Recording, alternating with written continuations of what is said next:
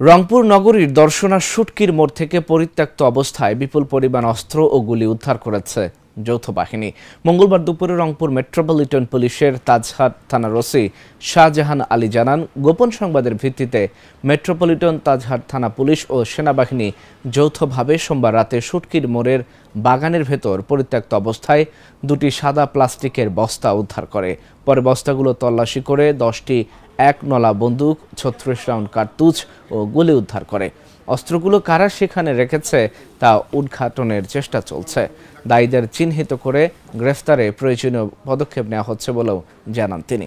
রংপুর মহানগরী তাজহাট থানাধীন মডার্ন সূত্রে শুটকির আড়তে অনুমান 100 গজ দক্ষিণে আমাদের সেনাবাহিনী এবং পুলিশের একটি যৌথ বাহিনী গোপন সংবাদের ভিত্তিতে অভিযান পরিচালনা করে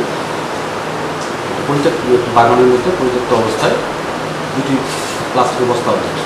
পরবর্তীতে সাক্ষীদের উপস্থিতিতে বস্তা দুটি উদ্ধার করে উপস্থিতিতে বস্তা দুটি খোলা হয়, তখন দেখা যায় যে দুটি বস্তার মধ্যে 1 নলা 10টা বন্দুক এবং 36 রাউন্ড কার্তুজ পাওয়া যায়। এই বিষয়ে আমরা তদন্ত করছি।